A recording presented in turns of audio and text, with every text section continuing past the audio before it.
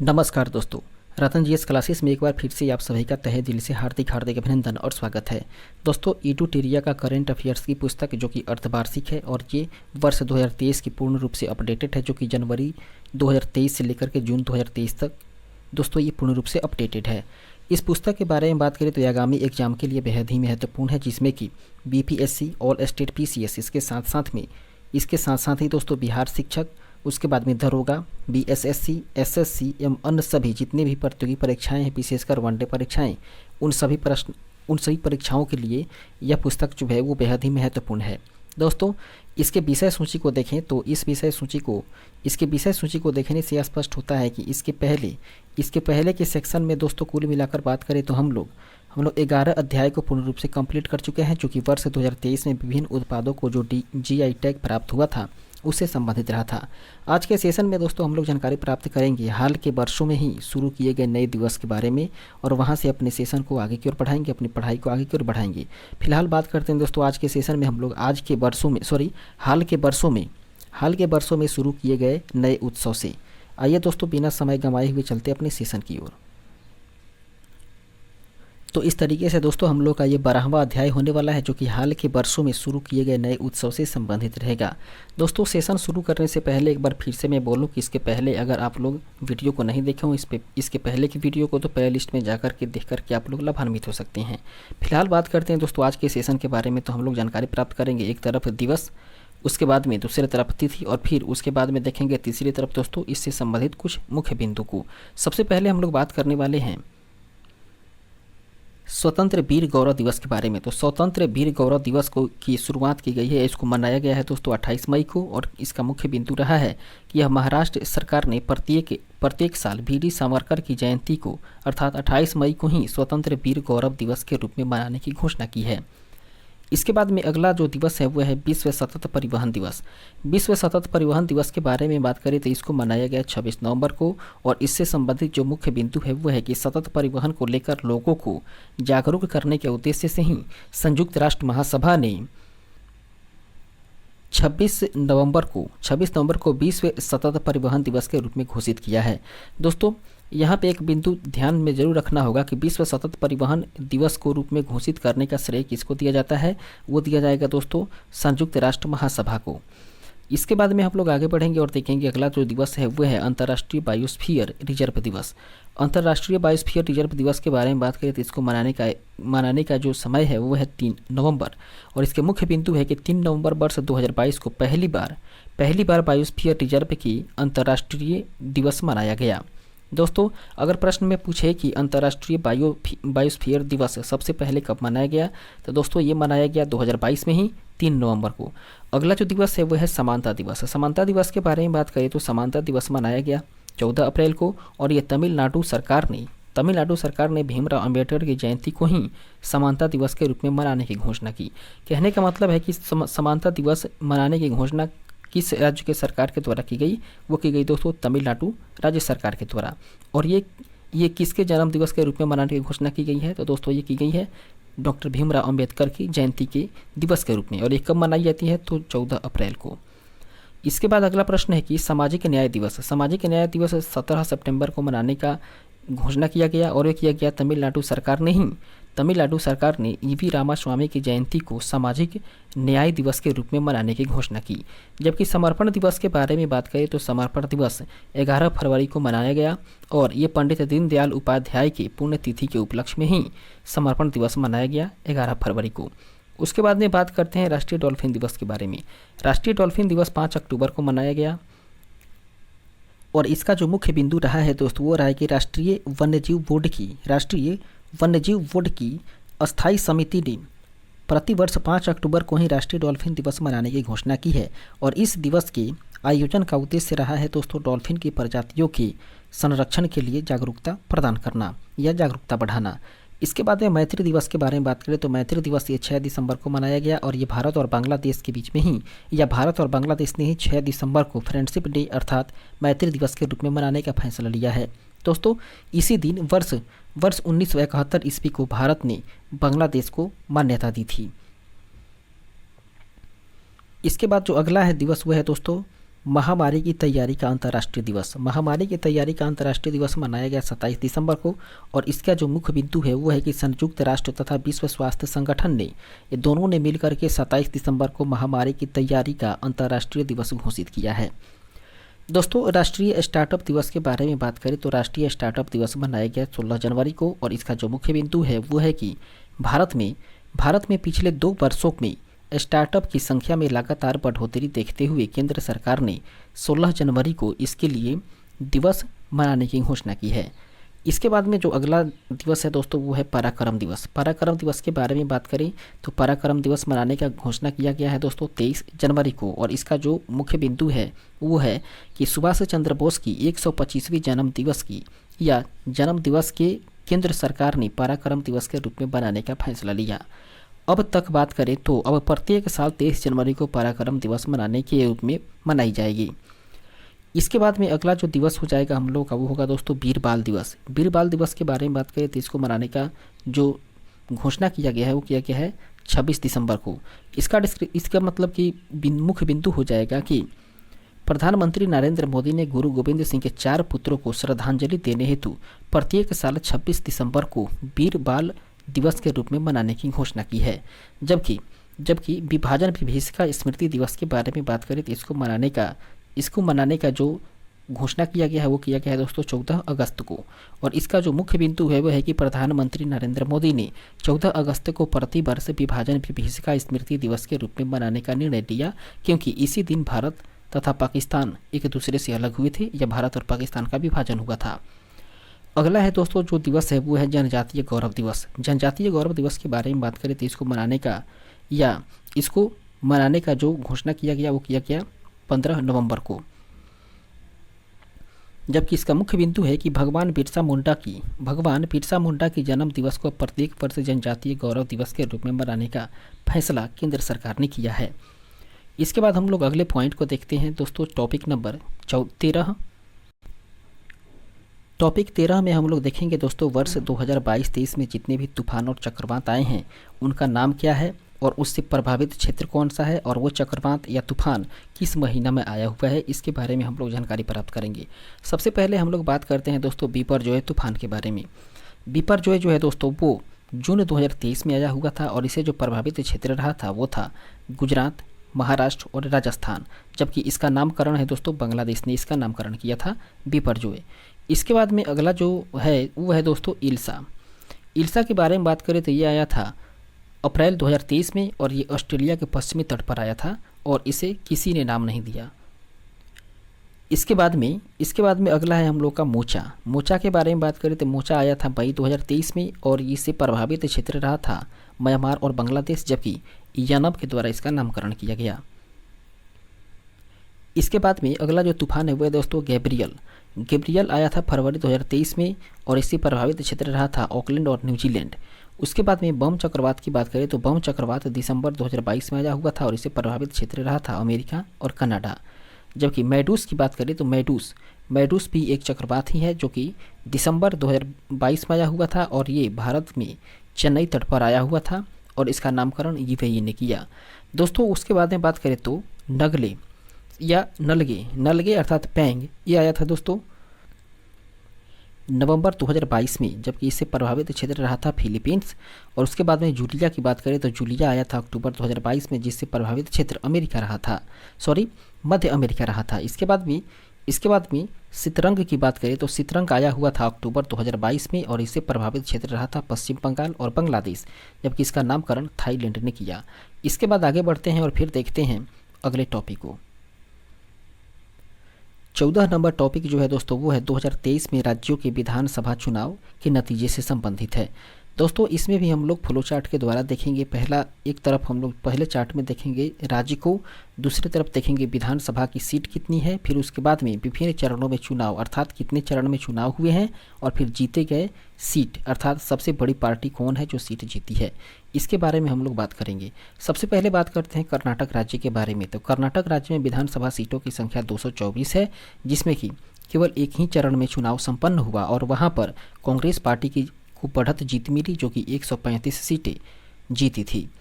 इसके बाद में मेघालय की बात करें तो मेघालय राज्य में कुल मिलाकर 60 सीटें हैं और यहाँ पर भी एक चरण में ही चुनाव आयोजित किया गया और यहाँ से जो विजेता पार्टी रही थी वो रही थी नेशनल पीपुल्स पार्टी, जिसे कि 26 सीटें प्राप्त हुई है।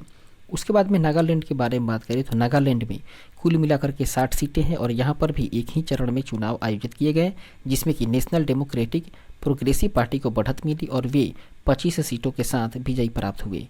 उसके बाद में त्रिपुरा की बात करें तो त्रिपुरा राज्य में कुल मिलाकर के 60 सीटें हैं और यहाँ पर भी एक ही चरण में चुनाव आयोजित किया गया और यहाँ से जो पार्टी जीतने वाली थी वह पार्टी थी दोस्तों भारतीय जनता पार्टी, जिसे कि 32 सीटें प्राप्त हुई थी।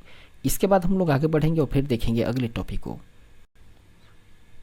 अब हम लोग बात करने वाले हैं दोस्तों 15वें टॉपिक के बारे में, जो कि भारत में उपयोग की जाने वाली कोविड वैक्सीन से संबंधित है। दोस्तों ये वाला जो टॉपिक है वो खासकर उतना महत्वपूर्ण नहीं है, लेकिन इसे हम लोग पूरा का पूरा नहीं पढ़ेंगे, केवल आप लोग इसे एक बार जरूर देख लीजिएगा। इसमें कुछ महत्वपूर्ण हो जाएंगे जैसे कि इनकोवैक, उसके बाद में इनकोवैक, कोविडशील्ड और कोवैक्सीन दोस्तों। उसके बाद में रूस की स्पुतनिक 5।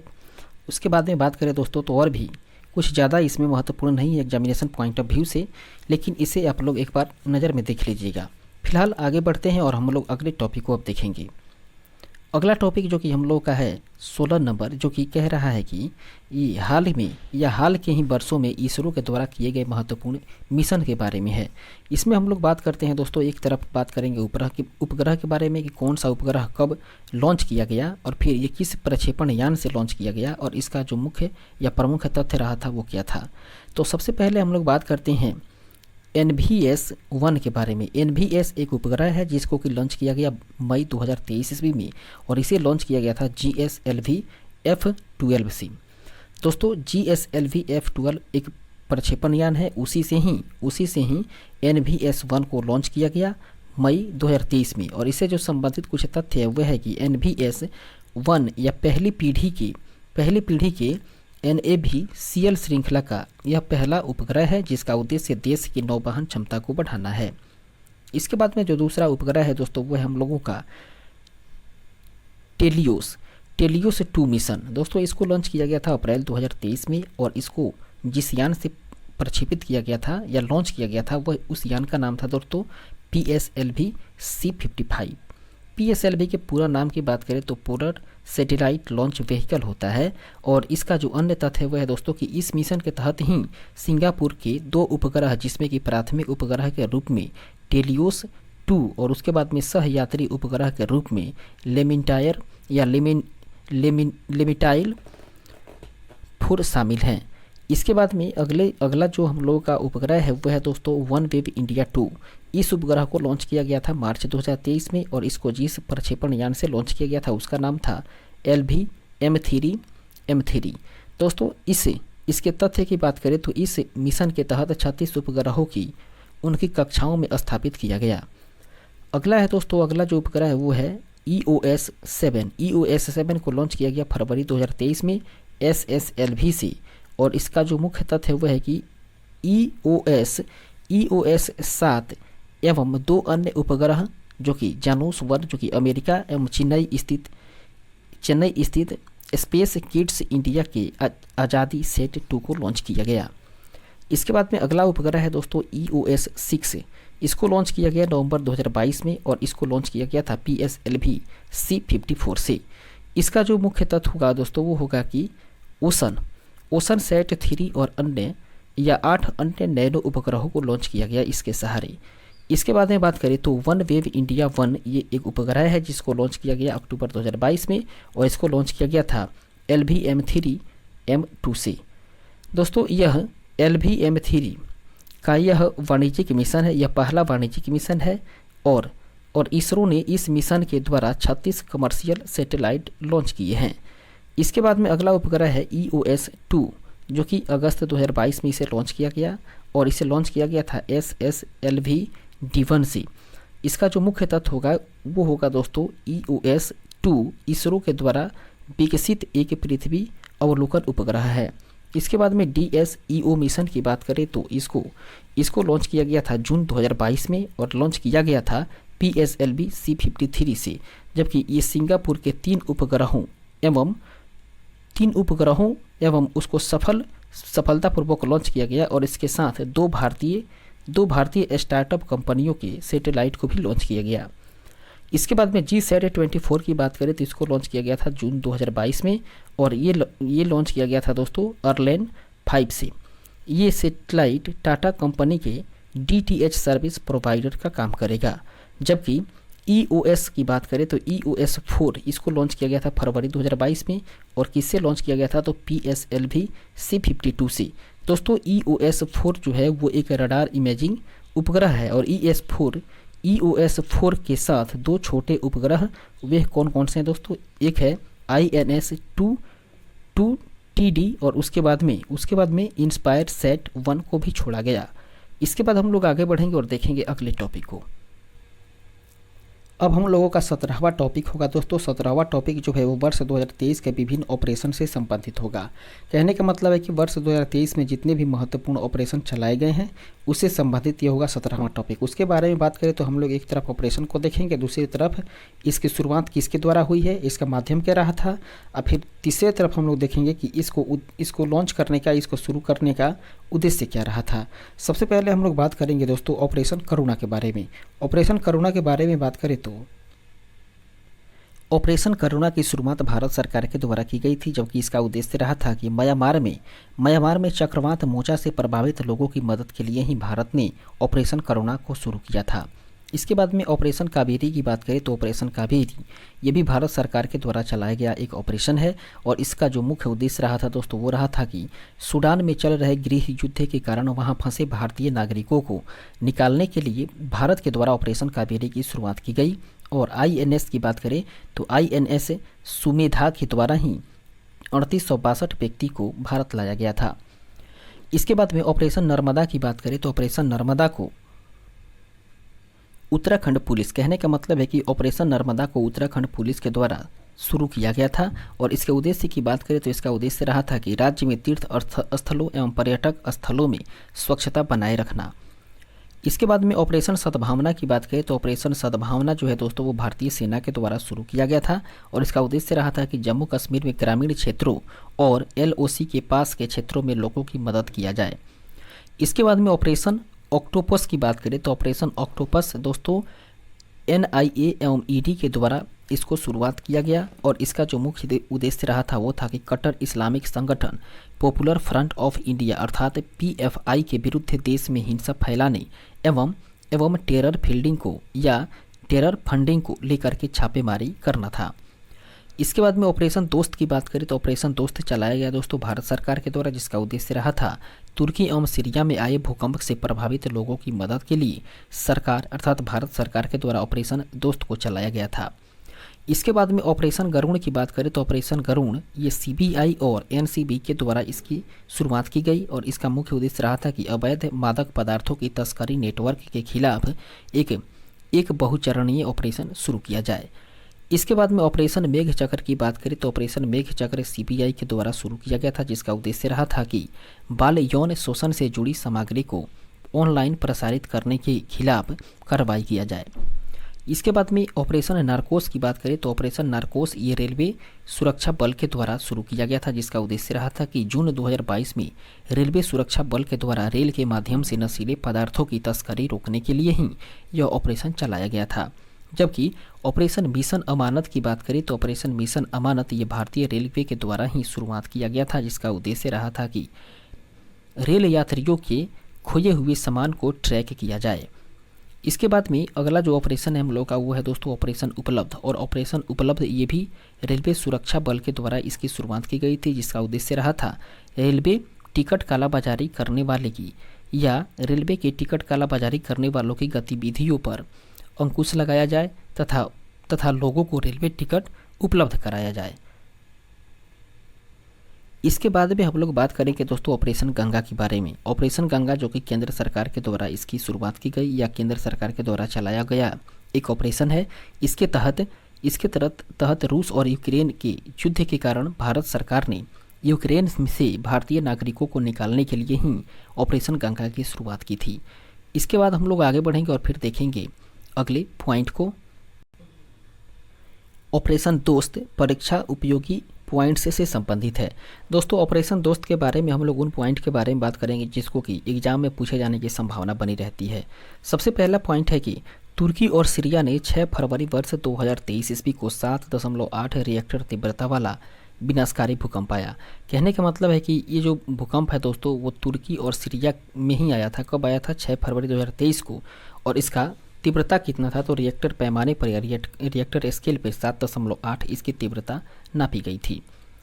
इसके बाद में भारत ने तुर्की और सीरिया में राहत और बचाव कार्य के लिए ऑपरेशन आपदा मोचन बल अर्थात बचाव के लिए राष्ट्रीय आपदा मोचन बल अर्थात NDRF की टीम को भेजा था और भारतीय वायुसेना के C-17 ग्लोब मास्टर विमान को भी इस ऑपरेशन में लगाया गया।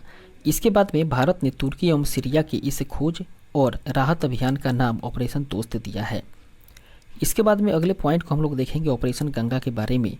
ये भी परीक्षा उपयोगी कुछ पॉइंट्स के बारे में बात करें तो ऑपरेशन गंगा के तहत पहला पॉइंट है कि 26 फरवरी वर्ष 2022 ईस्वी को भारत सरकार के द्वारा विदेश मंत्रालय के सहयोग से ही ऑपरेशन गंगा की शुरुआत की गई और इसका उद्देश्य यूक्रेन में फंसे भारतीय छात्रों और लोगों को बाहर निकालना था। इसके बाद में भारत ने इस ऑपरेशन के तहत भारत की बात करें तो भारत इस ऑपरेशन के तहत कुल मिलाकर के 2300 से अधिक भारतीय नागरिकों के साथ साथ 18 देशों के 147 विदेशी नागरिकों को भी यूक्रेन से सफलतापूर्वक सुरक्षित निकालने में सफलता प्राप्त की है। इसके बाद में अगला पॉइंट होगा दोस्तों कि रूस के द्वारा घोषित 2 स्वतंत्र क्षेत्र अर्थात डोनेत्स्क और उसके बाद में लुहान्स्क और ये यूक्रेन के उत्तर पूर्वी भाग के हिस्से हैं। इसके संबंधित कुछ अन्य बिंदु की बात करें तो दोस्तों यूक्रेन की राजधानी कीव है और यूक्रेन से जो सीमा साझा करने वाले जो देश हैं वे हैं दोस्तों रूस, Belarus, Poland, Slovakia, Hungary, Romania, उसके बाद में माल्डोवा, काला सागर और उसके बाद में एजोव सागर। और यूक्रेन के राष्ट्रपति की बात करें तो यूक्रेन के राष्ट्रपति वर्तमान समय में वोलोडिमिर जेलेंस्की है। इसके बाद आगे बढ़ते हैं और देखते हैं हम लोग अगले पॉइंट को। दोस्तों एग्जाम में कभी कभी वर्ड ऑफ डिक्शनरी भी पूछ लिया जाता है या इसे भी पूछ लिया जाता है कि किस डिक्शनरी का किस वर्ष में कौन सा वर्ड रहा था। इससे संबंधित बात करें तो विभिन्न डिक्शनरियों के द्वारा चयनित वर्ड ऑफ द ईयर 2022 की बात करें तो ऑक्सफोर्ड डिक्शनरी के द्वारा दोस्तों गोबलिड मोड इस वर्ड को वर्ड ऑफ द ईयर 2022 के लिए चुना गया था। जबकि मरियम वेबस्टर के द्वारा या मेबियम वेबस्टर एक डिक्शनरी है जिसके द्वारा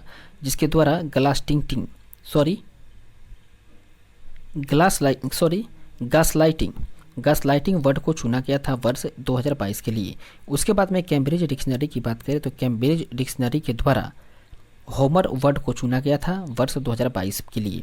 जबकि कॉलिन्स डिक्शनरी के अनुसार दोस्तों 2022 का वर्ड ऑफ द ईयर था परमाक्राइसिस। इसके बाद में आगे बढ़ते हैं और बात करते हैं हम लोग अगले पॉइंट के बारे में जो कि वर्ष 2023 में विश्व के प्रमुख पदों पर नियुक्त होने वाली पहली महिला से संबंधित है। सबसे पहले हम लोग बात करेंगे दोस्तों सेलेस्टिले सैलो के बारे में जो कि अर्जेंटीना की हैं और वह विश्व मौसम विज्ञान संगठन की पहली महिला महासचिव बनी हुई है। इस तरीके से हम लोग ये भी कह सकते हैं दोस्तों कि विश्व मौसम विज्ञान संगठन की पहली महिला महासचिव कहाँ की है और वो कौन है? तो दोस्तों वो है अर्जेंटीना की। और वो कौन है? तो वह है सेलेस्टे सैलो। उसके बाद में मैनुला रोका बोटे की बात करें तो ये इक्वेटोरियल गिनी की पहली महिला प्रधानमंत्री बनी। जबकि डीना बोलुआर्टा की बात करें तो डीना बोलुआर्ट ये पेरू की पहली महिला राष्ट्रपति हैं। और उसके बाद में नताशा पर्क मुसर की बात करें तो ये स्लोवेनिया की पहली महिला राष्ट्रपति बनी। जबकि जियोर्जिया मेलोनी की बात करें तो ये इटली की पहली महिला प्रधानमंत्री बनी। इसके बाद में रियाना बरनाती की बात करें या रियाना बरनावी जो है दोस्तों वो सऊदी अरब की पहली महिला अंतरिक्ष यात्री हैं। जबकि नौरा अल मतरोसी ये UAE की पहली महिला अंतरिक्ष यात्री बनी हैं। उसके बाद में सना रामचंद्र गुलबानी की बात करें तो सना रामचंद्र गुलबानी ये पाकिस्तान की पहली हिंदू महिला असिस्टेंट कमिश्नर हैं। इसके बाद हम लोग आगे बढ़ेंगे और फिर देखेंगे हम लोग अगले पॉइंट को। इसके बाद हम लोग का 18वां अध्याय होने वाला है दोस्तों भारत सरकार के प्रमुख रिपोर्ट 2023 से संबंधित। कहने का मतलब है कि भारत सरकार के द्वारा 2023 में कुछ प्रमुख रिपोर्ट प्रस्तुत किए गए हैं, उससे संबंधित ये सेक्शन होने वाला है। तो आइए दोस्तों बात करते हैं हम लोग। तो सबसे पहले बात करते हैं भारत में जल स्रोतों की पहली गणना। दोस्तों भारत में जल स्रोतों की पहली गणना के बारे में बात करें तो केंद्रीय जल शक्ति मंत्रालय के द्वारा भारत में पहली बार स्रोतों की गणना की गई। दोस्तों भारत में कुल मिलाकर बात करें तो 24,24,540 जल स्रोतों की गणना की गई है, और जिसमें की बात करें तो 97.1% ग्रामीण क्षेत्रों में और मात्र 2.9% ही शहरी क्षेत्रों में है। इसके बाद हम लोग आगे बढ़ेंगे और फिर देखेंगे एक इस सारणी को, एक तालिका को, जिसमें बताया गया है कि जल स्रोतों की मात्रा कहाँ पर कितनी है। दोस्तों तालाब में जल स्रोत की मात्रा है 59.5%। उसके बाद में टैंक में जल है दोस्तों 15.7%। उसके बाद जलाशय में जल है 12.1%। अगला है दोस्तों जल संरक्षण योजना अर्थात चेक डैम में जो जल है वह है 9.3%, और झील में जल विद्यमान है 0.9%, जबकि अन्य स्रोतों में जल की बात करें तो वह है 2.5%। इस तरीके से हम लोग कह सकते हैं दोस्तों इस आंकड़े के आधार पर सबसे ज़्यादा जल की मात्रा कहाँ पे है, वह है तालाब में, और कितनी है तो 59.5% की है। इसके बाद में इससे संबंधित कुछ तथ्य को देखें जो कि कह रहा है कि जल स्रोतों का स्वामित्व, जो जल स्रोतों का स्वामित्व है वो निजी संस्थाओं के पास में 55.2% और सार्वजनिक क्षेत्रों के पास में 44.8% है। दोस्तों जल स्रोतों की संख्या में शीर्ष 5 का राज्य जो है वो क्रमशः बात करें तो सबसे पहला हो जाएगा पश्चिम बंगाल, उत्तर प्रदेश, उसके बाद में आंध्र प्रदेश, उड़ीसा और असम। ये जल स्रोत की मामले में ये पांचों के पांचों राज्य जो है दोस्तों वो शीर्ष पे हैं। इसके बाद में ये शीर्ष 5 राज्य हैं। उसके बाद बात करें तो जल स्रोतों की संख्या में न्यूनतम राज्य कौन सा है, वो है सिक्किम, जबकि कुल जल स्रोतों में 78% जल स्रोत वो मानव निर्मित और 22% जो जल स्रोत है वो प्राकृतिक निर्मित है। इसके बाद में बात करें तो आंध्र प्रदेश में टैंकों की संख्या सर्वाधिक है, जबकि पश्चिम बंगाल में तालाबों एवं जलाशयों की संख्या सर्वाधिक है। वहीं बात करें तो कह रहा है कि तमिलनाडु में झीलों की संख्या सर्वाधिक है, जबकि जल संरक्षण योजनाओं में महाराष्ट्र राज्य जो है दोस्तों वो है अग्रणी। इसके बाद में हम लोग अगले पॉइंट को देखेंगे। अगला टॉपिक जो है हम लोग का वो है दोस्तों राज्य खाद्य सुरक्षा सूचकांक 2022-23, जिसे कि जून 2023 में जारी किया गया था। पहला पॉइंट है कि FSSAI के द्वारा 7 जून 2023 को राज्य खाद्य सुरक्षा सूचकांक का 5वां संस्करण जारी किया गया, और इस रिपोर्ट को केंद्रीय स्वास्थ्य और परिवार कल्याण मंत्री मनसुख मंडाविया के द्वारा जारी किया गया है। दोस्तों इस सूचकांक के बारे में बात करें तो इस सूचकांक में खाद्य सुरक्षा के 5 मापदंडों के अनुसार राज्यों एवं केंद्र शासित प्रदेशों के प्रदर्शन के अनुरूप रैंकिंग दी गई है।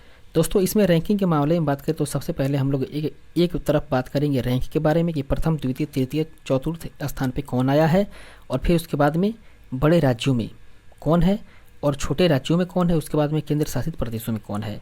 वहीं बात करें दोस्तों तो प्रथम स्थान पर है बड़े राज्यों में केरल, जबकि छोटे राज्यों में गोवा और केंद्र शासित प्रदेशों में जम्मू कश्मीर है।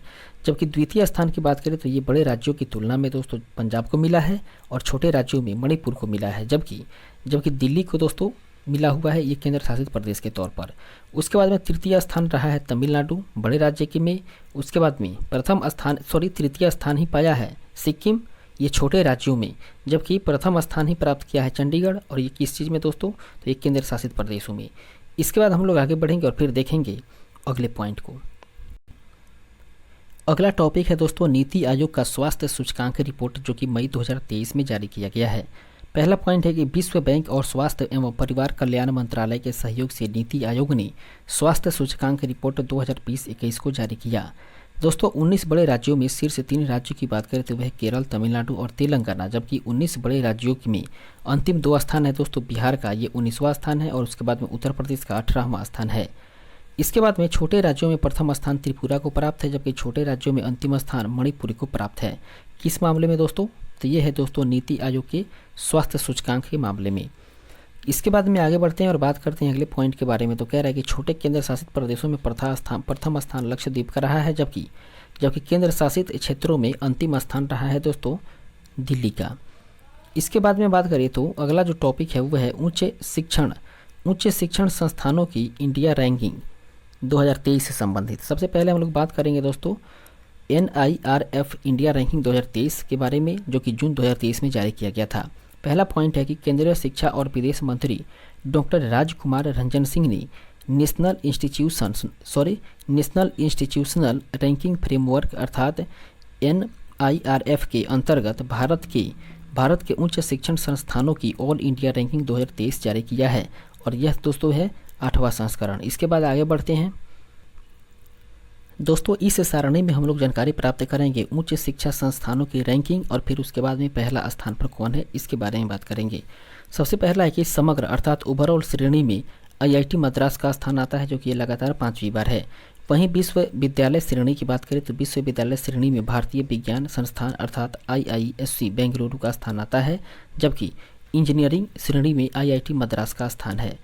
वहीं बात करें तो प्रबंधन श्रेणी में प्रथम स्थान IIM अहमदाबाद को प्राप्त है, जबकि चिकित्सक श्रेणी में एम्स नई दिल्ली का स्थान प्रथम स्थान पर आता है। इसके बाद में विधि कानून श्रेणी में प्रथम स्थान है दोस्तों national law school of India university Bengaluru की। इसके बाद में वास्तुकला श्रेणी में प्रथम स्थान है IIT रुड़की की, जबकि इनोवेशन श्रेणी में प्रथम स्थान है IIT कानपुर की।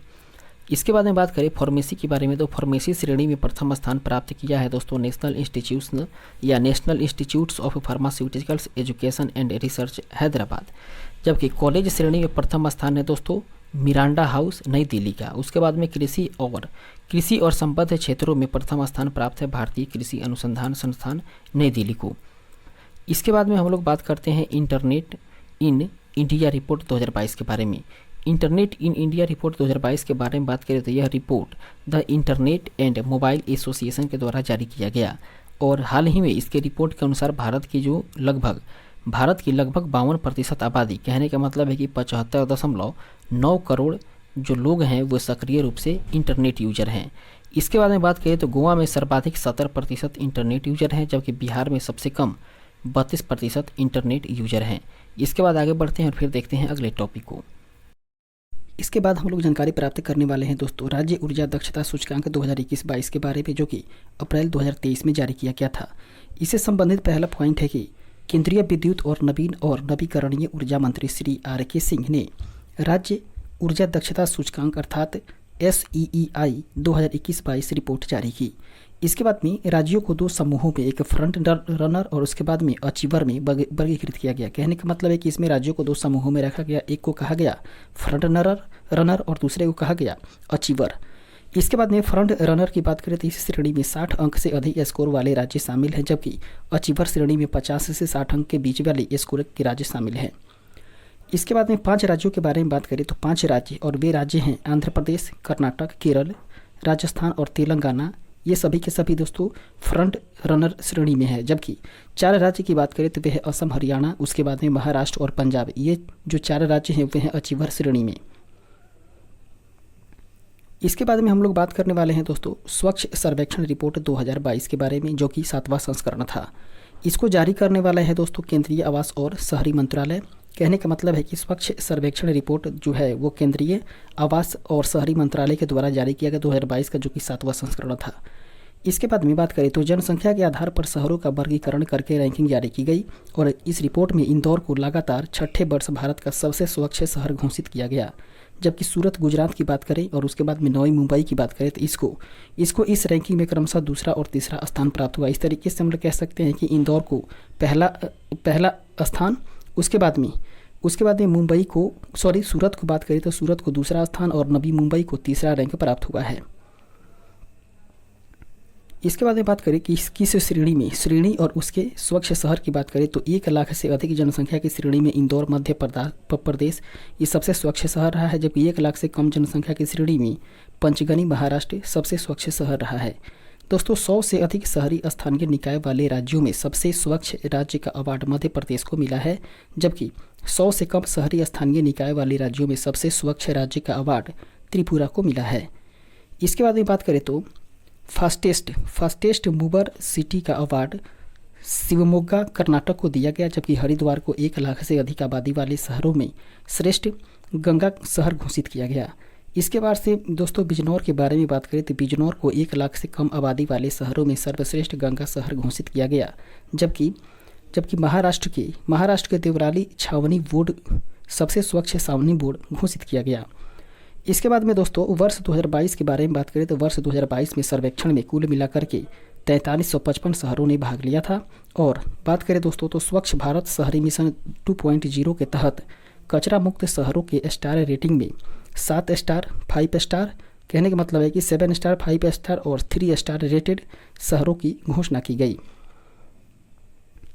दोस्तों 7 स्टार की तहत बात करें तो 7 स्टार के तहत एकमात्र शहर इंदौर को चुना गया, जबकि सूरत, भोपाल, मैसूर, नवी मुंबई, विशाखापत्तनम और तिरुपति को 5 स्टार कचरा मुक्त प्रमाणन प्राप्त किया गया।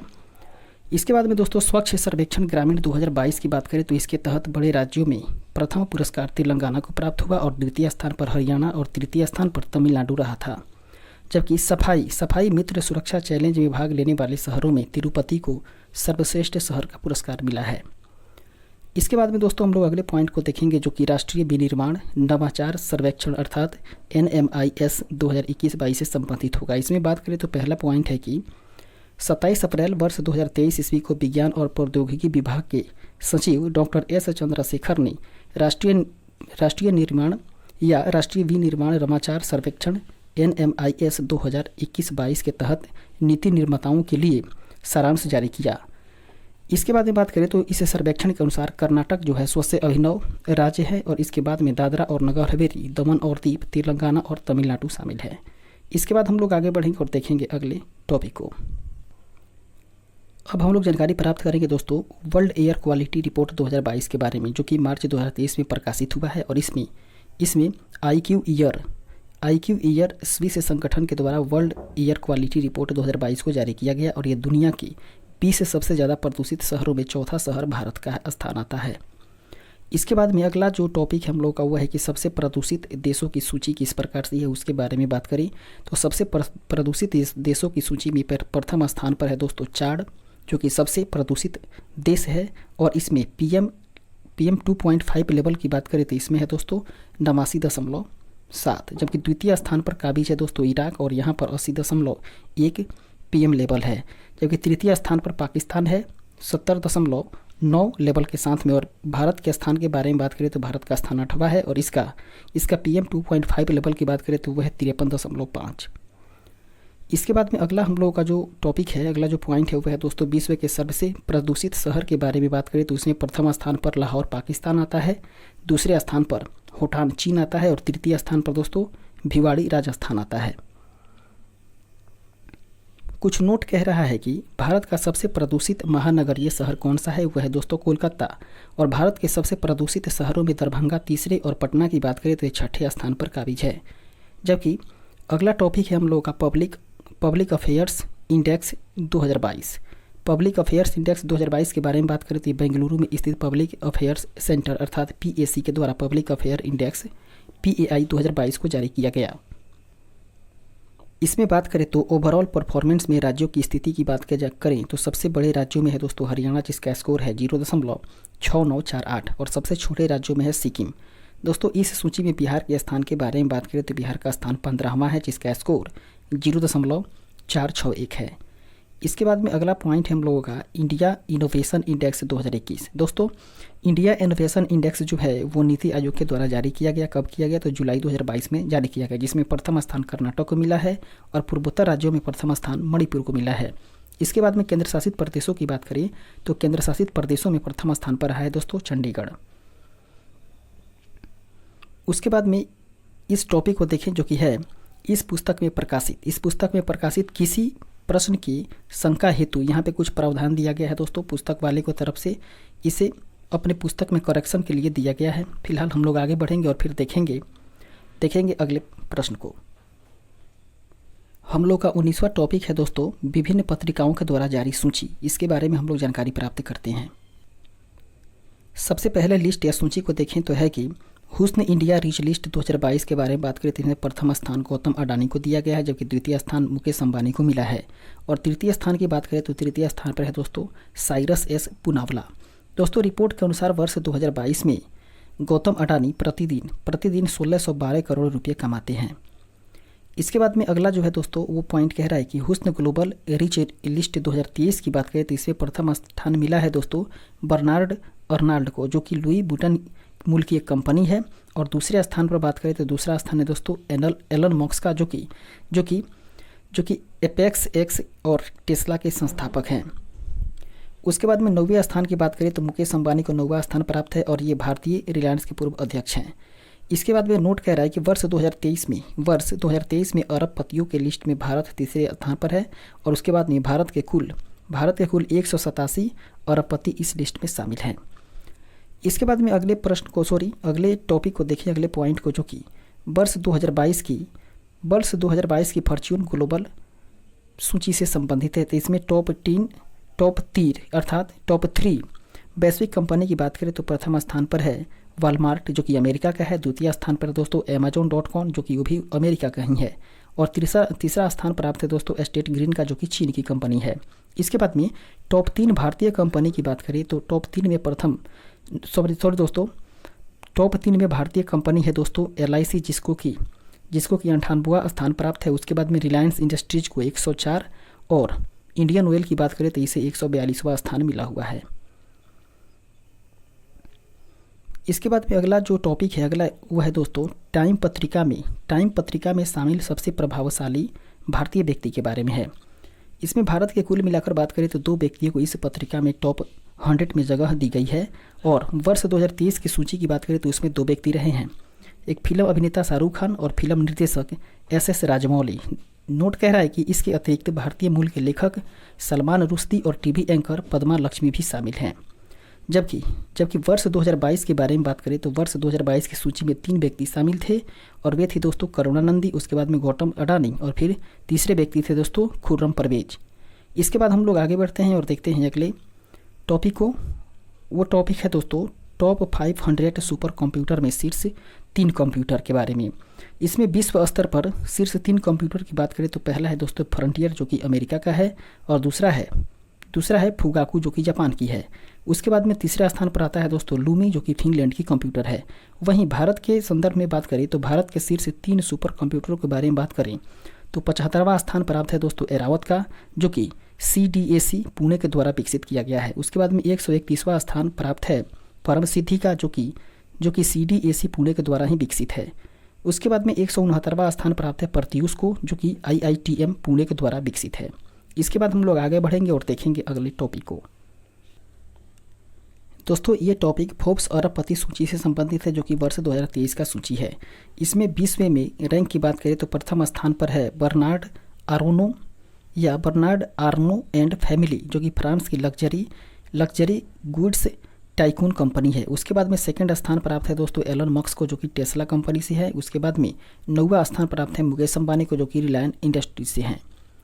इसके बाद में पॉइंट कह रहा है कि दुनिया में अरबपतियों के मामले में भारत अमेरिका और चीन के बाद में तीसरे स्थान पर है। कहने का मतलब है कि भारत में अमेरिका और चीन के बाद सबसे ज़्यादा अरबपति लोग रहते हैं।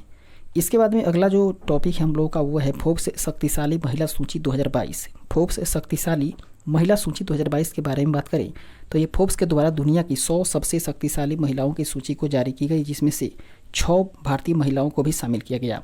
उसमें है दोस्तों निर्मला सीतारमण, जिन्हें की 100 महिलाओं की सूची में 36वां स्थान प्राप्त हुआ। उसके बाद में रोशनी नादर मल्होत्रा को 53वां स्थान और माधवी पुरी बूच को 54वां स्थान। उसके बाद में शोभा मंडल की बात करें तो इन्हें 67वां स्थान मिला है, जबकि किरण मजूमदार 100 को 72वां स्थान प्राप्त हुआ है। और उसके बाद में छठे व्यक्ति रही हैं दोस्तों छठी महिला फाल्गुनी नायर, जिन्हें की 89वां स्थान मिला हुआ है।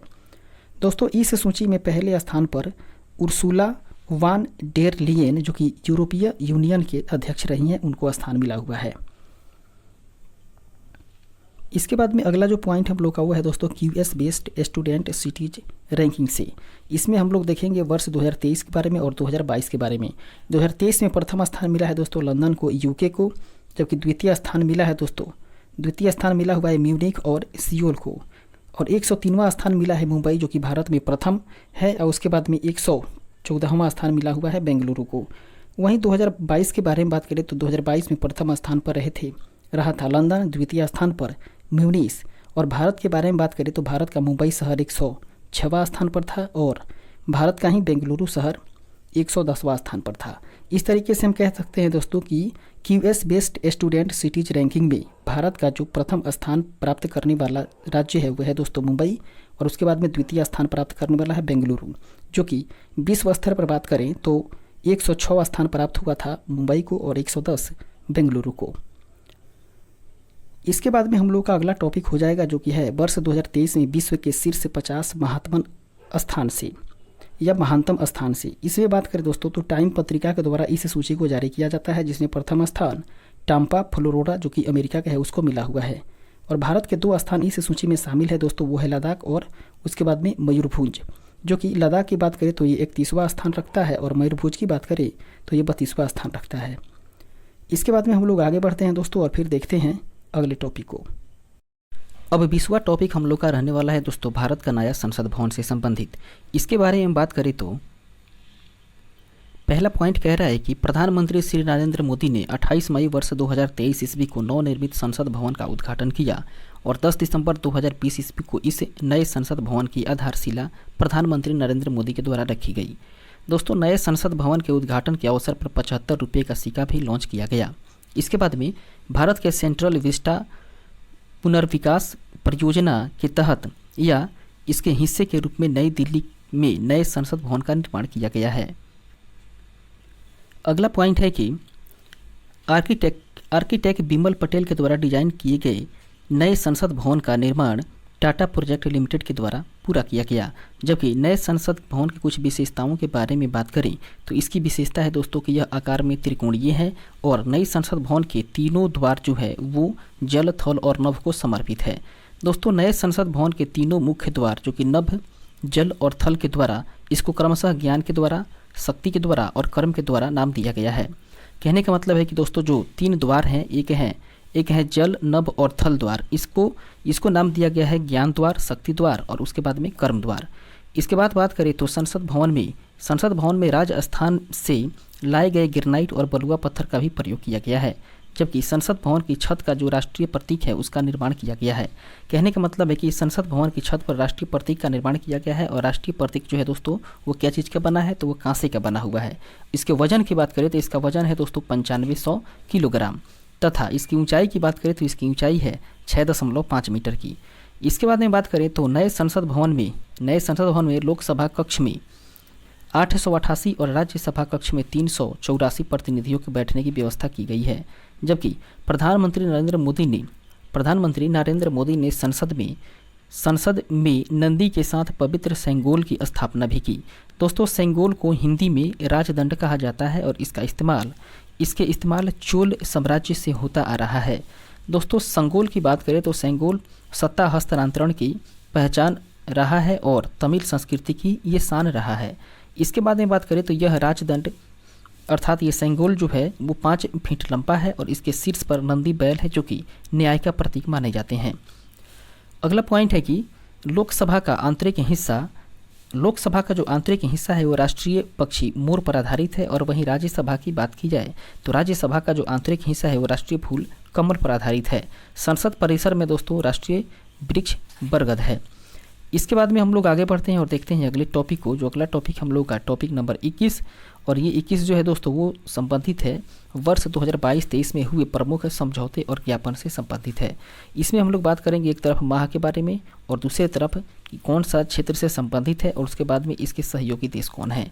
सबसे पहले बात करते हैं मई 2023 के बारे में। तो इसमें जल प्रौद्योगिकी केंद्र बनाने हेतु समझौता ज्ञापन पर हस्ताक्षर किया गया जिसमें सहयोगी देश रहा है दोस्तों भारत और इजराइल। इसके बाद में मई 2023 ईस्वी की बात करें तो मई महीना में ही औद्योगिक अनुसंधान और विकास सहयोग के लिए समझौता ज्ञापन पर हस्ताक्षर किए गए जो कि इसके सहयोगी देश रहे थे भारत और इजराइल। इसके बाद में अप्रैल 2023 की बात करें तो इसमें विज्ञान और नवाचार पर सहयोग के लिए एक समझौता ज्ञापन पर हस्ताक्षर किया गया जिसमें कि सहयोगी देश थे दोस्तों भारत और ब्रिटेन। इसके बाद में अप्रैल 2023 की बात करें तो अप्रैल महीना में ही द्विपक्षीय संबंधों को मजबूत करने के लिए पहली रक्षा सहयोग समझौते पर हस्ताक्षर किए गए जो कि भारत और रोमानिया के बीच में था। इसके बाद में मार्च 2023 की बात करें तो मार्च 2023 में अनुसंधान प्रौद्योगिकी और नवाचार सहयोग पर एक समझौता ज्ञापन पर हस्ताक्षर हुए जो कि भारत और मेक्सिको के बीच में था। दोस्तों मार्च 2023 की बात करें तो ये सेमीकंडक्टर आपूर्ति श्रृंखला और नवाचार साझेदारी पर समझौता ज्ञापन पर हस्ताक्षर हुआ जो कि भारत और संयुक्त राज्य अमेरिका के बीच में। इसके बाद में फरवरी 2023 की बात करें तो फरवरी 2023 में राजनयिक और आधिकारिक पासपोर्ट धारकों के लिए वीज़ा पे छूट की समझौता पर हस्ताक्षर किया गया या समझौता किया गया जिसमें सहयोगी देश थे दोस्तों भारत और फिजी। इसके बाद में फरवरी 2023 की ही बात करें तो समुद्री सुरक्षा में सूचना साझा करने हेतु या करने सहित कुल 6 समझौते पर हस्ताक्षर किया गया। किसके बीच में दोस्तों? भारत और सेशेल्स के बीच में। इसके बाद में अगले पॉइंट को देखें तो कह रहा है कि हवाई सेवा समझौते पर हस्ताक्षर किया गया दोस्तों फरवरी 2023 ईस्वी में, और ये किसके बीच में? भारत और गुयाना के बीच में। जबकि जनवरी 2023 की बात करें तो इसमें राजनयिकों के प्रशिक्षण में सहयोग के लिए समझौते पर हस्ताक्षर किया गया। किसके बीच में? तो ये भारत और पनामा के बीच में। जबकि जनवरी 2023 की ही बात करें तो ये ग्रीन हाइड्रोजन के विकास और अंडर सी केबल कनेक्टिविटी पर सहयोग के लिए हस्ताक्षर किया गया भारत और यूएई के बीच में। इसके बाद हम लोग आगे बढ़ेंगे और देखेंगे अगले टॉपिक को जो कि हम लोग का 22वां टॉपिक रहने वाला है। और 22वां टॉपिक जो है दोस्तों वो है भारत के प्रमुख पदाधिकारी से संबंधित। इसके बारे में बात करते हैं। जब सबसे पहले बात करते हैं दोस्तों कैबिनेट सचिव के बारे में। कैबिनेट सचिव है राजीव गाबा, जबकि विदेश सचिव है विजय मोहन क्वात्रा। इसके बाद में गृह सचिव की बात करें तो गृह सचिव के पद पर है अजीब कुमार भल्ला, जबकि अजय कुमार भल्ला, जबकि रक्षा सचिव हैं गिरिधर अरमानी। वहीं वित्त सचिव की बात करें तो वित्त सचिव है टीबी सोमनाथन और राजस्व सचिव है संजय मल्होत्रा। इसके बाद में वाणिज्य सचिव है सुनील बर्थपाल और नियंत्रक एवं महालेखा परीक्षक अर्थात CAG कैग हैं दोस्तों गिरीश चंद्र मुर्मू, जो कि ये 14वां कैग हैं या 14वां CAG हैं। इसके बाद में भारत के लेखा महानियंत्रक की बात करें तो भारत के लेखा महानियंत्रक अर्थात CGA हैं दोस्तों श्री SS दुबे, जो कि 28वें क्रम के CGA अर्थात भारत के लेखा महानियंत्रक हैं। इसके बाद में बात करें तो भारत के मुख्य सांख्यिकीविद हैं GP सावंत और अटॉर्नी जनरल ऑफ इंडिया हैं R वेंकटरमणी, जो कि 16वें क्रम के हैं। और 15वें क्रम की बात करें तो KK वेणुगोपाल थे। दोस्तों सॉलिसिटर जनरल ऑफ इंडिया की बात करें तो ये तुषार मेहता है। और उच्चतम न्यायालय के मुख्य न्यायाधीश की बात करें तो इसमें है दोस्तों DY चंद्रचूड़, जो कि 50वें क्रम के हैं। और उसके बाद में उमेश ललित, जो कि 49वें क्रम के रहे थे। इसके बाद में आगे बात करें दोस्तों तो अगला है हम लोग का भारत के लोकपाल अध्यक्ष। दोस्तों भारत के जो लोकपाल अध्यक्ष हैं वे हैं न्यायमूर्ति प्रदीप कुमार मोहंती, जबकि चीफ ऑफ डिफेंस स्टाफ अर्थात CDS हैं अनिल चौहान। उसके बाद में नौसेना अध्यक्ष की बात करें तो यह है एडमिरल R हरि कुमार, जो कि 25वें क्रम के हैं। और वायुसेना अध्यक्ष की बात करें तो ये है विवेक राम चौधरी, जो कि 27वें क्रम के हैं। इसके बाद में थल सेना अध्यक्ष हैं मनोज पांडे, जो कि 29वें क्रम के हैं। और भारत के मुख्य चुनाव आयुक्त हैं राजीव कुमार, जो कि 25वें क्रम के हैं। और इनके अन्य सदस्य की बात करें तो उसमें है अरुण गोयल और अनूप चंद्र पांडे। जबकि भारत के मुख्य सूचना आयुक्त की बात करें तो भारत के मुख्य सूचना आयुक्त हैं यशवर्धन कुमार सिन्हा, जो कि 11वें क्रम के हैं। और राष्ट्रीय मानवाधिकार आयोग के अध्यक्ष हैं अरुण कुमार मिश्रा, ये 8वें क्रम के हैं। दोस्तों राष्ट्रीय चिकित्सा आयोग के अध्यक्ष हैं सुरेश चंद्र शर्मा, जो कि पहले अध्यक्ष रहे हैं। और राष्ट्रीय महिला आयोग के अध्यक्ष हैं रेखा शर्मा, जो कि 9वें क्रम की हैं। इसके बाद में आगे हम लोग बढ़ते हैं और बात करते हैं केंद्रीय सतर्कता आयोग के बारे में। केंद्रीय सतर्कता आयोग अर्थात CVC के अध्यक्ष हैं प्रवीण कुमार श्रीवास्तव, जो कि 19वें क्रम के हैं। और भारतीय प्रतिस्पर्धा आयोग अर्थात CCI के अध्यक्ष रहे हैं रवनीत कौर। इसके बाद में बात करें 15वें वित्त आयोग के अध्यक्ष के बारे में तो वे रहे हैं NK सिंह। और 21वें वित्त आयोग के अध्यक्ष रहे हैं बलबीर सिंह चौहान। 22वें विधि आयोग के अध्यक्ष रहे हैं 21वें विधि आयोग के अध्यक्ष रहे हैं बलबीर सिंह चौहान, जबकि 22वें विधि आयोग के अध्यक्ष रहे हैं ऋतुराज अवस्थी।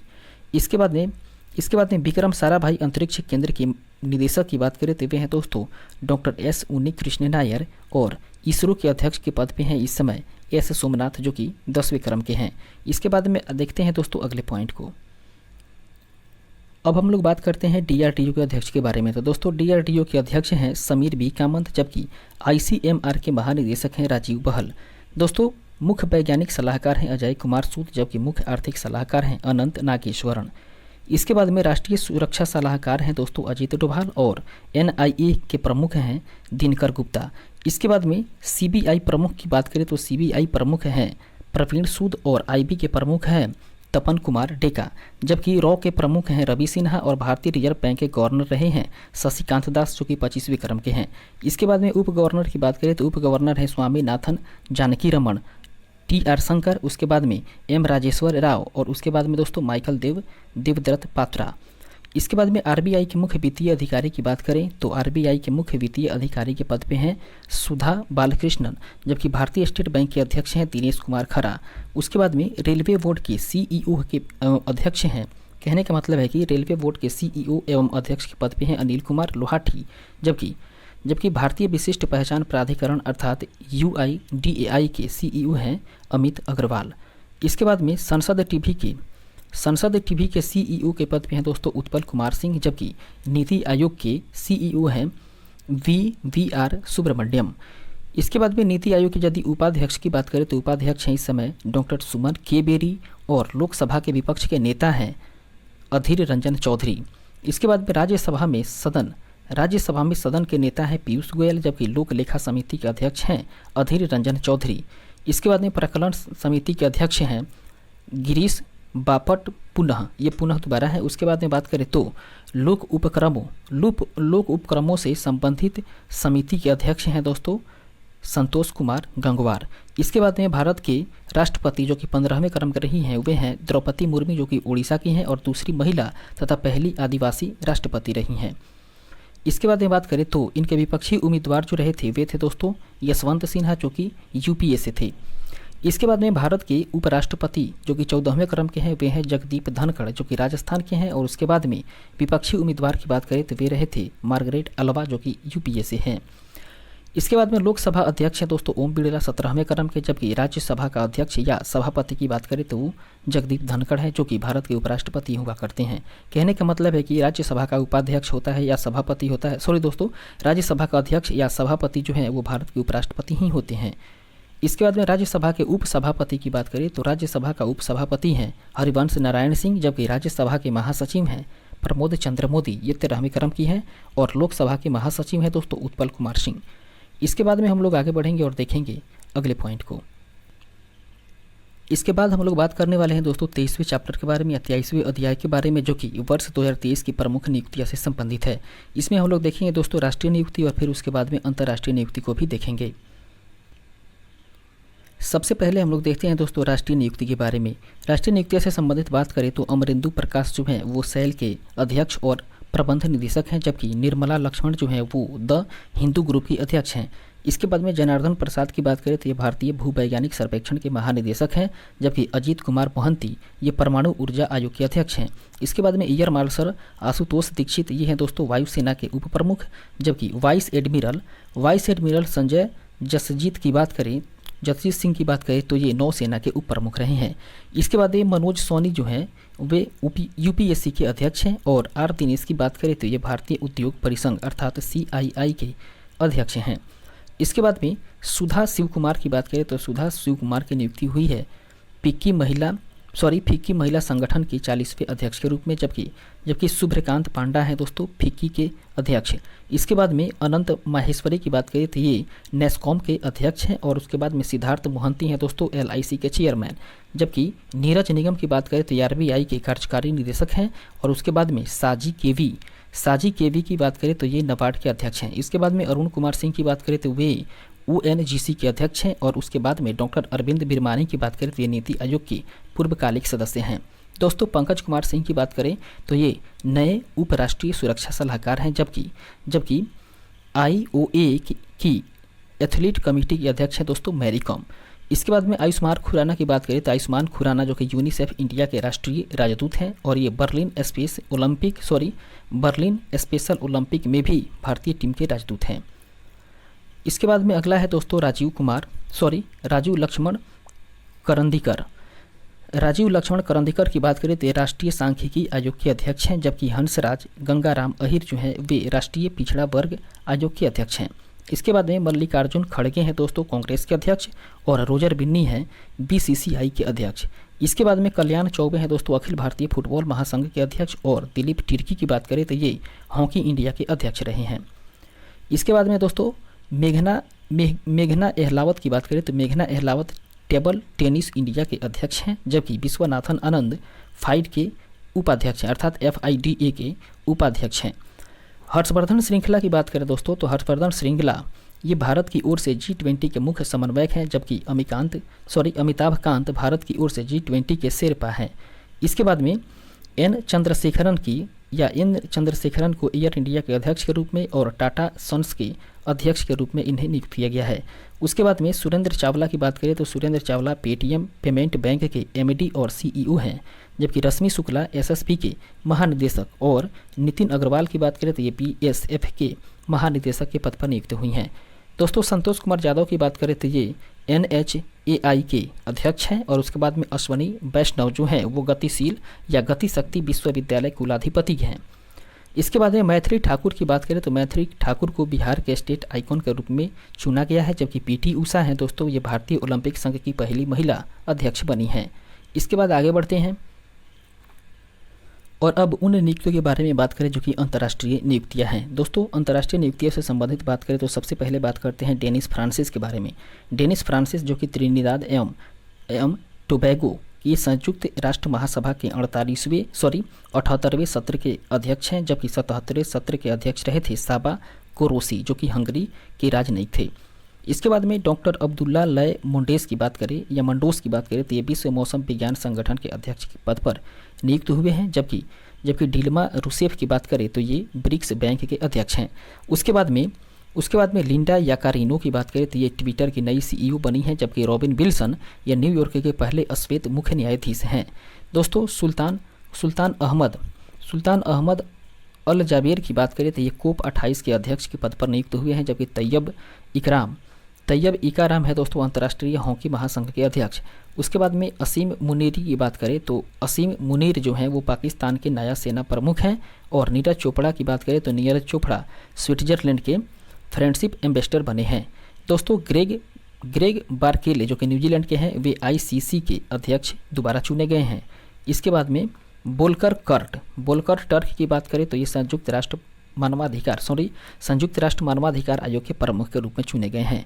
दोस्तों टी राजा कुमार जो है वे फाटफ अर्थात FATF के अध्यक्ष हैं, जबकि डॉक्टर टेड्रोस घेब्रेयेसस जो हैं वो WHO के महानिदेशक हैं, और इनका दूसरा कार्यकाल है। इसके बाद में गिलबर्ट हैग्बो की बात करें तो गिलबर्ट हैग्बो टोगी जो कि अंतर्राष्ट्रीय श्रम संगठन के महानिदेशक के पद पर नियुक्त हुए हैं, जबकि कैथरीन रसेल की बात करें तो कैथरीन रसेल यूनिसेफ की प्रमुख या यूनिसेफ की नई प्रमुख के रूप में चुनी गई हैं। इसके बाद में जो अगला जो टॉपिक है दोस्तों वो हम लोग का है वर्ष 2023 में नियुक्त विश्व के प्रमुख पद पर भारतीय मूल के व्यक्ति जो हैं उनके बारे में हमें जानकारी प्राप्त करना है। दोस्तों सबसे पहले हम लोग बात करते हैं गिरीश चंद्र मुर्मू के बारे में। गिरीश चंद्र मुर्मू जो हैं वो WHO के बाहरी लेखा परीक्षक के रूप में चुने गए हैं, और उसके अलावा ILO के भी बाहरी लेखा परीक्षक के रूप में चुने गए हैं। उसके बाद में अजय बंगा की बात करें तो अजय बंगा विश्व बैंक के नए अध्यक्ष के रूप में चुने गए हैं, जबकि नीरा टंडन है दोस्तों अमेरिका में घरेलू नीति सलाहकार। इसके बाद में गीता राव गुप्ता की बात करें तो ये अमेरिका में ही वैश्विक महिला मुद्दों के लिए एम्बेसडर हैं, जबकि अंगसुमाली रस्तोगी जो हैं वे अंतर्राष्ट्रीय नागरिक उड्डयन संगठन में भारत के प्रतिनिधित्व करती हैं। इसके बाद में अरुण सुब्रमण्यम की बात करें तो न्यूयॉर्क कोर्ट में पहले भारतीय अमेरिकी न्यायाधीश हैं, जबकि AC चरणिया जो हैं वे नासा का मुख्य प्रौद्योगिकीविद हैं। उसके बाद में नील मोहन की बात करें तो ये YouTube के CEO हैं, और मनप्रीत मोनिका सिंह की बात करें तो ये अमेरिका में पहली महिला सिख न्यायाधीश बनी हैं।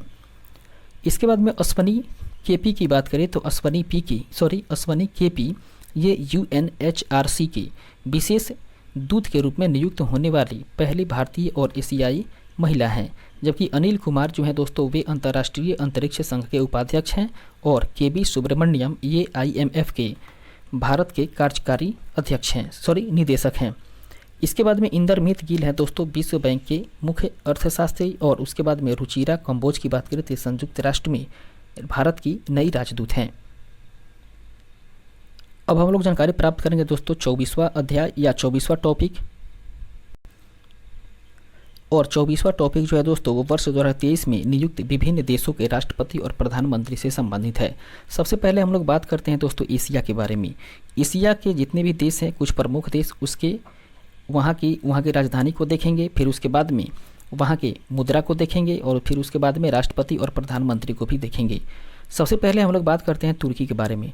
तुर्की की राजधानी है दोस्तों अंकारा, जहाँ की मुद्रा है लीरा और यहाँ के राष्ट्रपति चुने गए हैं रिसेप तैयब एर्दोगन। उसके बाद में नेपाल की बात करें तो नेपाल की राजधानी काठमांडू है, जहाँ के मुद्रा है नेपाली रुपया और यहाँ पर राष्ट्रपति के रूप में चुने गए हैं रामचंद्र पौडेल, जबकि नेपाल के प्रधानमंत्री हैं पुष्प कमल दहल प्रचंड। इसके बाद में बांग्लादेश की राजधानी है ढाका, यहाँ की मुद्रा है टाका और मोहम्मद शहाबुद्दीन चुम्पू जो है वो बांग्लादेश के राष्ट्रपति हैं। इसके बाद में मलेशिया की बात करें दोस्तों तो मलेशिया की राजधानी है कुआलालंपुर और यहाँ की जो मुद्रा है वह है रिंगित और यहाँ के प्रधानमंत्री हैं अनवर इब्राहिम। इसके बाद में कतर की बात करें तो कतर की राजधानी दोहा है, जबकि यहाँ की मुद्रा रियाल है और यहाँ के प्रधानमंत्री हैं शेख मोहम्मद बिन अब्दुल रहमान अल थानी। इसके बाद में सऊदी अरब की राजधानी है रियाद और यहाँ पर रियाल मुद्रा चलता है और यहाँ के प्रधानमंत्री हैं क्राउन प्रिंस मोहम्मद बिन सलमान। संयुक्त राज्य अमीरात या संयुक्त अरब अमीरात अर्थात यूएई की बात करें तो इसकी राजधानी है आबू धाबी में, जहाँ पर दिरहम मुद्रा चलता है और यहाँ के राष्ट्रपति हैं मोहम्मद बिन जायद अल नहयान। इसके बाद में पाकिस्तान की बारी आती है और पाकिस्तान की राजधानी जैसे कि हम सभी जानते हैं कि इस्लामाबाद में है और यहाँ पर पाकिस्तानी रुपया चलता है, जबकि पाकिस्तान के राष्ट्रपति हैं दोस्तों आरिफ अलवी और पाकिस्तान के प्रधानमंत्री हैं शहबाज शरीफ। अब एशिया के बाद हम लोग यूरोप में प्रवेश करते हैं। यूरोप के बारे में बात करें तो यूरोप में दो देशों के बारे में हम लोग जानेंगे। पहला है दोस्तों ब्रिटेन की राजधानी लंदन हो जाएगी, जहाँ पर पाउंड मुद्रा चलता है और यहाँ के राष्ट्रपति हैं किंग चार्ल्स तृतीय जो कि क्राउन है और उसके बाद में यहाँ के प्रधानमंत्री हैं दोस्तों ऋषि सुनक।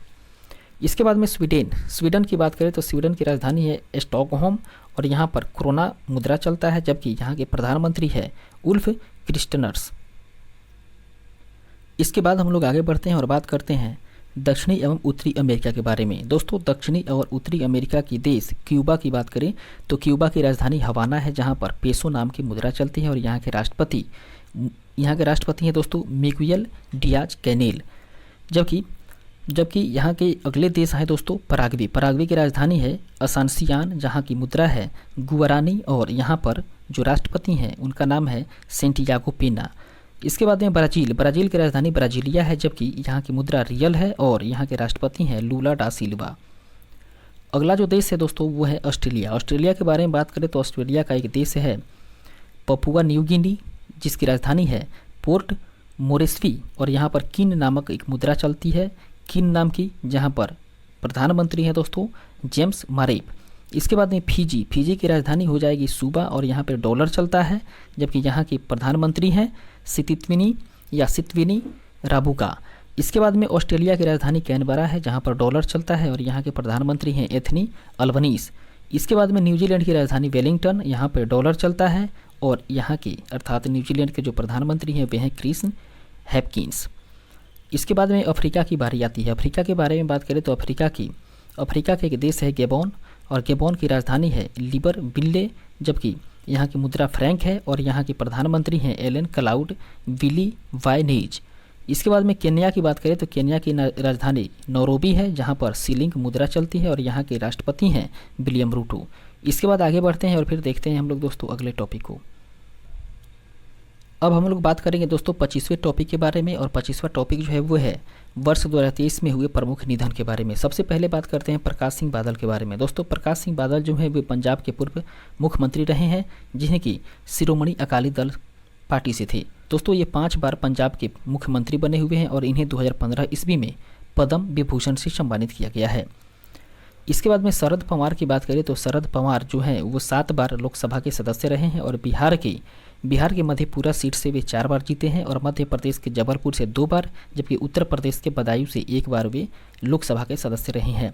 दोस्तों इनका जन्म अर्थात शरद यादव की जन्म की बात करें तो 1 जुलाई 1947 ईस्वी बाबई गांव नर्मदापुरम मध्य प्रदेश में इनका जन्म हुआ है और इनकी मृत्यु 12 जनवरी वर्ष 2023 ईस्वी को हो गई। दोस्तों इसके बाद में बात करें इनके बारे में, तो केंद्रीय मंत्री के रूप में ये श्रम मंत्री रहे हैं, नागरिक उड्डयन मंत्री, उसके बाद में उपभोक्ता मामले, कपड़ा, खाद्य और सार्वजनिक वितरण मंत्री भी रहे हैं। इसके बाद बात करें तो वह जनता दल यूनाइटेड अर्थात जनता दल यू के पहले राष्ट्रीय अध्यक्ष भी थे। इसके बाद में जो अगले व्यक्ति हैं वे हैं दोस्तों एडसन ओरोटिस डो नेसिमेंटो पेले। पेले की बात करें तो ये दोस्तों ब्राज़ील के दिग्गज फुटबॉल खिलाड़ी हुआ करते थे। इसके बारे में बात करें तो ये वर्ष 1958, 1962 और 1970 ईस्वी में ब्राज़ील को विश्व कप जिताने में प्रमुख भूमिका निभाई थी।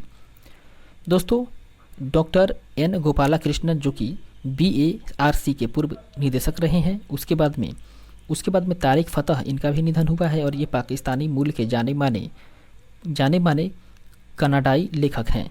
इसके बाद में पामेल चोपड़ा जो कि भारतीय पार्श्व गायक हैं और डॉक्टर पूर्णिमा अडवाणी जो कि महिला या राष्ट्रीय महिला आयोग के पूर्व अध्यक्ष हैं। दोस्तों सलीम दुरानी की बात करें तो सलीम दुरानी जो थे वे पूर्व भारतीय क्रिकेटर रहे थे जिनका निधन हो चुका है। उसके बाद में अमऊ हाजी जो कि दुनिया के सबसे गंदे व्यक्ति माने जाते हैं और ये ईरान के हैं, उनका भी निधन हुआ है। इसके बाद में बात करें तो जमशेद जे ईरानी की बात करें तो ये स्टील मैन ऑफ इंडिया के नाम से प्रसिद्ध हैं, जबकि श्याम शरण नेगी ये स्वतंत्र भारत के पहले मतदाता रहे थे, इनका भी निधन हो चुका है। दोस्तों कनक रेले की बात करें तो कनक रेले जो है वो मोहिनी अट्टम की प्रतिपादक हैं और ललिता लाजमी जो है वो प्रसिद्ध चित्रकार रही हैं। इसके बाद में जावेद खान अमरोही पे प्रसिद्ध अभिनेता हैं और वाणी जयराम की बात करें तो ये पद्म भूषण से सम्मानित गायिका रही हैं। दोस्तों इन सभी के सभी व्यक्तियों का निधन हो चुका है। उसके बाद में साबिर अली की बात करें तो साबिर अली भारत के आयरन मैन के नाम से प्रसिद्ध हैं, जबकि रहमान राही जो है दोस्तों वो कश्मीर के पहले ज्ञानपीठ पुरस्कार विजेता रही हैं। उसके बाद में सतीश कौशिक जो कि प्रमुख या प्रसिद्ध अभिनेता हैं और उसके बाद में मीर बरकत अली खान की बात करें तो मीर बरकत अली खान हैदराबाद के अंतिम निजाम रहे थे जिनका निधन हो चुका है। इसके बाद में नीलमणि फुकन की बात करें तो ये असमिया भाषा के लिए 56वां ज्ञानपीठ पुरस्कार 2021 में प्राप्त करता रहे हैं। इसके बाद में बात करें अगले व्यक्ति के बारे में तो वे हैं डॉक्टर बालाकृष्ण विठलदास दोषी जो कि प्रसिद्ध वास्तुकार एवं वर्ष 2021 में रॉयल गोल्ड मेडल से सम्मानित हुए हैं। और उसके बाद में परवेज मुशर्रफ की बात करते हैं पाकिस्तान के पूर्व राष्ट्रपति रहे हैं जिनका कि निधन हो चुका है। इसके बाद दोस्तों आगे बढ़ते हैं और देखते हैं अगले टॉपिक को। हम लोग का 26वां टॉपिक जो है दोस्तों वो है वर्ष 2023 के प्रमुख सैन्य अभ्यास के बारे में। सबसे पहले हम लोग देखेंगे एक तरफ सैन्य अभ्यास 2023 का, उसके बाद में माह, फिर देश, फिर सेना, फिर उसके बाद में आयोजन स्थल। सबसे पहले बात करते हैं दोस्तों एक्वेरियन 2023 के बारे में। तो एक्वेरियन 2023 सैन्य अभ्यास हुआ था जून 2023 में, जो कि भारत और मालदीव के बीच में, और ये थल सेना का अभ्यास था जिसका आयोजन स्थल रहा था चौबटिया उत्तराखंड में। उसके बाद में एक था 2023 का ये सैन्य अभ्यास है जो कि जून 2023 में संपादित हुआ और ये भारत और मालदीव के बीच में ही हुआ, जो कि नौसेना का अभ्यास है और ये मालदीव में संपन्न हुआ था। इसके बाद में AIME 2023 की बात करें तो ये मई 2023 में इसका आयोजन किया गया और ये भारत और आसियान देश के बीच में रहा था और ये भी नौसेना का ये अभ्यास है दोस्तों, और ये हुआ था सिंगापुर दक्षिण चीन सागर के पास में। इसके बाद में जो अगला सैन्य अभ्यास है वह है दोस्तों समुद्र शक्ति 2023 का। ये मई 2023 में संपन्न हुआ और ये भारत इंडोनेशिया के बीच में, जो कि नौसेना का ये अभ्यास था और ये इंडोनेशिया में हुआ। इसके बाद में अल मोहम्मद अल हिंदी 2023 की बात करें तो इसका आयोजन मई 2023 में हुआ, जो कि भारत और सऊदी अरब के बीच में था और ये नौसेना का अभ्यास है और ये हुआ था दोस्तों अल जुबैल सऊदी अरब में। उसके बाद में कॉर्पेट 2023 का ये 35वां संस्करण था दोस्तों। ये मई 2023 में संपन्न हुआ भारत थाईलैंड के बीच में और ये भी नौसेना का सैन्य अभ्यास था, जो कि अंडमान सागर में इसका आयोजन हुआ। उसके बाद में अजय वरियर है दोस्तों 2023 का, ये अप्रैल 2023 में संपन्न हुआ और ये भारत ब्रिटेन के बीच में सैन्य अभ्यास था, जो कि थल सेना का अभ्यास था और ये कहाँ हुआ, ये हुआ दोस्तों ब्रिटेन में। इसके बाद में बात करें तो सलाइनेक्स 2023 का आयोजन अप्रैल 2023 में किया गया भारत और श्रीलंका के बीच में। ये नौसेना के बीच का अभ्यास था और ये हुआ दोस्तों कोलंबो में। जबकि फिनडेक्स 2023 का दूसरा संस्करण की बात करें तो इसका आयोजन किया गया दोस्तों मार्च 2023 में भारत और अफ्रीका के बीच में और ये थल सेना का अभ्यास था, जो कि पुणे महाराष्ट्र में संपन्न हुआ। इसके बाद में कोंकण 2023 की बात करें तो ये मार्च 2023 में हुआ और ये भारत ब्रिटेन के बीच में हुआ, जो कि एक नौसेना का अभ्यास है और ये हुआ दोस्तों अरब सागर में। इसके बाद में कोबरा वॉरियर की बात करें तो कोबरा वॉरियर 2023 का ये सैन्य अभ्यास मार्च 2023 में संपन्न हुआ, जो कि ये बहुपक्षीय रहा था और ये एक वायुसेना का अभ्यास है जो कि यूनाइटेड किंगडम में संपन्न हुआ। इसके बाद में एफिंडेक्स की बात करें तो एफिंडेक्स 2023 का ये पहला संस्करण था जो कि मार्च 2023 में संपन्न हुआ और ये भारत और अफ्रीकी महाद्वीप के 25 देशों के साथ मिलकर के किया गया सैन्य अभ्यास था, जो कि थल सेना का अभ्यास था ये, और ये पुणे में संपन्न हुआ। इसके बाद में फ्रिंजेक्स की बात करें तो फ्रिंजेक्स 2023 ये मार्च 2023 का सैन्य अभ्यास है भारत और फ्रांस के बीच में, जबकि ये थल सेना का अभ्यास है और ये हुआ दोस्तों तिरुवनंतपुरम केरल में। उसके बाद में बोल्ड कुरुक्षेत्र 2023 की बात करें तो ये मार्च 2023 में संपन्न हुआ भारत और सिंगापुर के बीच में, जबकि ये थल सेना का अभ्यास रहा था और ये संपन्न हुआ दोस्तों जोधपुर राजस्थान में। उसके बाद में सिन्यू मैत्री 2023 की बात करें तो सिन्यू मैत्री 2023 ये मार्च 2023 में संपन्न हुआ भारत और जापान के बीच में रहा था दोस्तों। ये वायुसेना का अभ्यास है और ये समाप्त हुआ दोस्तों कहाँ पर संपन्न हुआ, इसका आयोजन किया गया जापान कोमात्सु द्वीप में। उसके बाद में धर्म गार्जियन भी एक सैन्य अभ्यास है, तो धर्म गार्जियन 2023 का आयोजन जो है वो फरवरी 2023 में किया गया भारत और जापान के बीच में, और ये थल सेना का अभ्यास है और इसको किया गया दोस्तों जापान में आयोजित किया गया। इसके बाद में डस्टलिंक की बात करें तो डस्टलिंक 2023 ये फरवरी 2023 में संपन्न हुआ भारत और उज्बेकिस्तान के बीच में। ये थल सेना के बीच का अभ्यास है और ये हुआ दोस्तों उत्तराखंड में। जबकि साइक्लोन वन जनवरी 2023 में संपन्न हुआ भारत और मिस्र के बीच में। ये थल सेना का अभ्यास था और ये राजस्थान में इसका आयोजन किया गया। उसके बाद में वीर गार्जियन 2023 की बात करें तो वीर गार्जियन 2023 ये जनवरी 2023 में हुआ था दोस्तों। ये भारत और जापान के बीच में, जबकि ये वायुसेना का अभ्यास था और इसका आयोजन जापान में किया गया। इसके बाद में वरुण 2023 की बात करें तो वरुण 2023 ये जनवरी 2023 में संपन्न हुआ, जो कि फ्रांस और भारत के बीच में हुआ था और ये नौसेना का अभ्यास है और इसका आयोजन किया गया दोस्तों पश्चिमी समुद्री तट पर। यहाँ तक दोस्तों हम लोगों ने देखा। फिर इसके बाद में बात करें तो हम लोग इसके बचे हुए सेक्शंस को अगले सेक्शन में हम लोग करेंगे। फिलहाल आज के सेशन को हम लोग यहीं पे स्थगित करेंगे और मिलेंगे अगले सेशन में। तब तक के लिए धन्यवाद।